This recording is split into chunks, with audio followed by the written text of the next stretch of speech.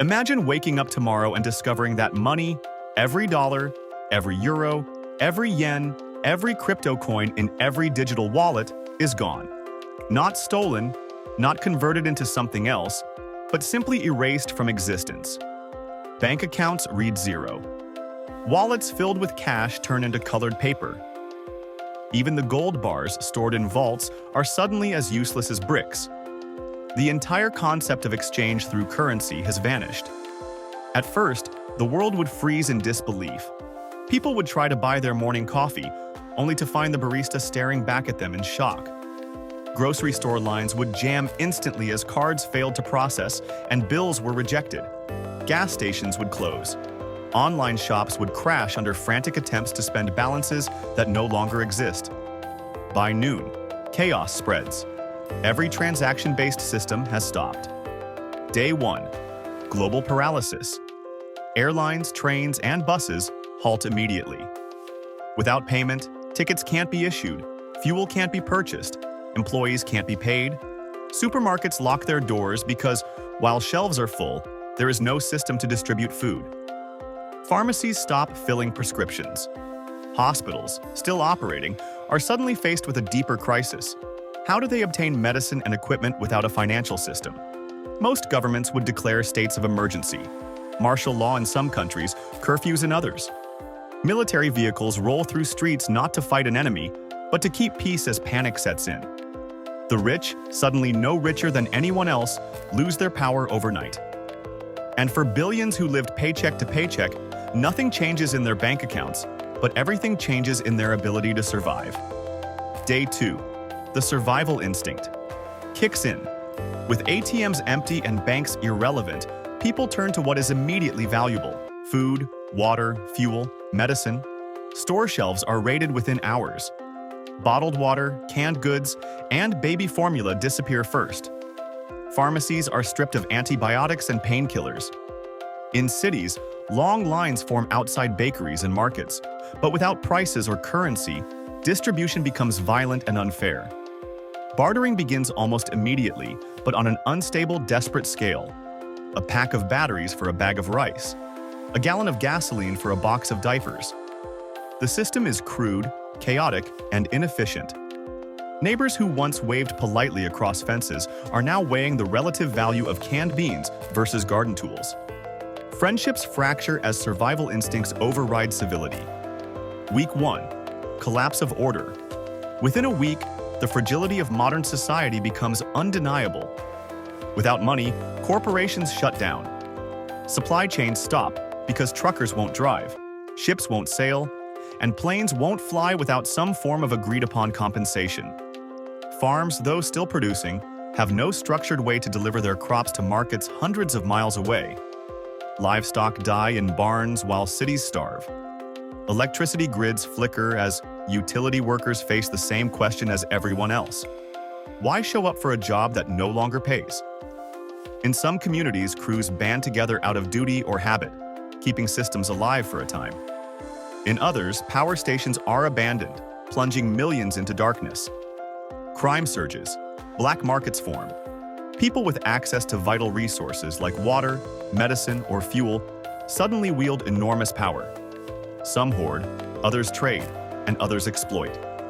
The absence of money does not erase inequality. It magnifies it in new, brutal forms. Governments in crisis.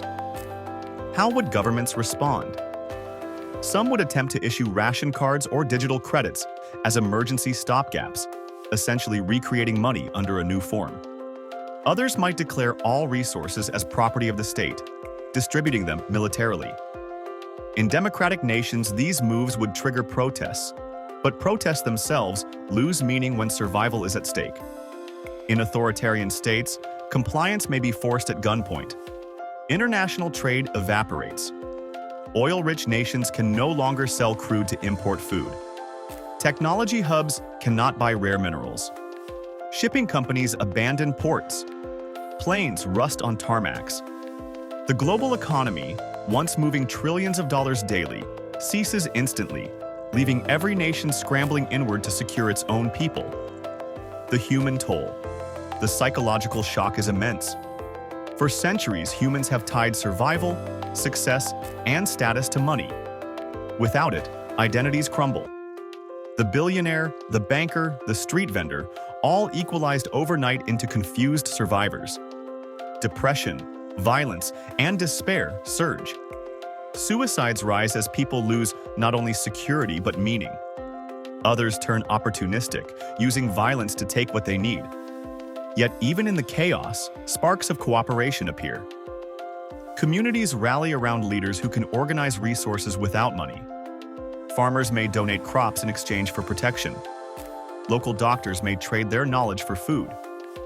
Firefighters may still put out fires, not for a paycheck, but because the community's survival depends on it. 2 weeks in, new currencies emerge. By the end of 2 weeks, the raw shock transitions into adaptation. Humans are wired to trade, to assign value, and to organize. Without money, other forms of exchange begin to rise. In rural areas, food becomes the primary currency. In cities, cigarettes, alcohol, gasoline, and medicine become the new standards of trade. Barter networks emerge. In neighborhoods, bulletin boards list offers. 1 hour of plumbing repair for 2 bags of flour. Skills become as valuable as goods.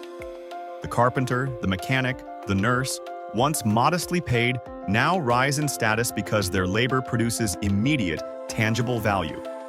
But make no mistake, this transition is painful, violent, and deadly. Millions, especially in urban centers dependent on complex supply chains, suffer starvation and disease in the first weeks. Those with stockpiles survive, those without scramble. Civilization hasn't ended, but it has shattered into fragments, each struggling to rebuild a sense of order. The larger truth. The sudden disappearance of money would reveal something profound. Money itself has no intrinsic value. A dollar bill is worth nothing outside of the belief that others will accept it. Its power comes not from the paper or the digital code, but from trust, agreement, and shared illusion. Remove that illusion, and all the skyscrapers, stock markets, and global banks collapse like sandcastles against the tide. And in its place, chaos at first. But then, slowly, something new begins to form.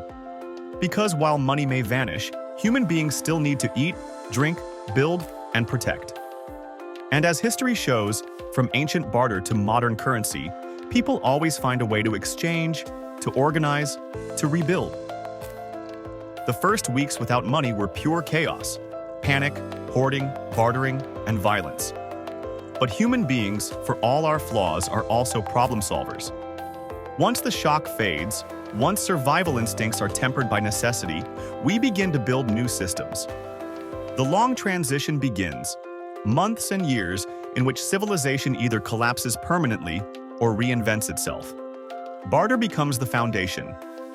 In the absence of money, people default to the most ancient form of trade, barter. A farmer with surplus potatoes trades with a tailor for clothing. A carpenter fixes a roof in exchange for eggs. A mechanic repairs a bike in return for firewood. These exchanges may sound simple, even quaint, but on a larger scale, barter is messy. It depends on coincidence. You must find someone who wants what you have and has what you want. Economists call this the double coincidence of wants. Without a matching need, trade stalls. So communities begin developing local workarounds. In villages and small towns, barter fairs emerge, weekly gatherings where people bring goods and services to trade. Farmers lay out baskets of produce, blacksmiths display tools, and doctors offer consultations in exchange for livestock, grain, or even labor owed in the future. The rise of local currencies. But barter alone is too slow, too clumsy. Humans quickly start creating substitutes for money. In some places, towns issue their own tokens or credits, slips of paper, stamped metal discs, or even digital tallies on localized networks. These tokens don't represent national currency, but they work as a unit of account, a way to measure value. A sack of rice might be worth 5 tokens. Repairing a roof might be worth 10. In other words, communities reinvent money under new names.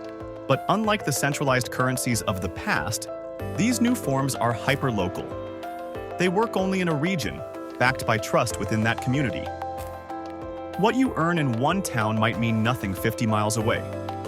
This creates a patchwork of tiny economies, each with its own rules and values.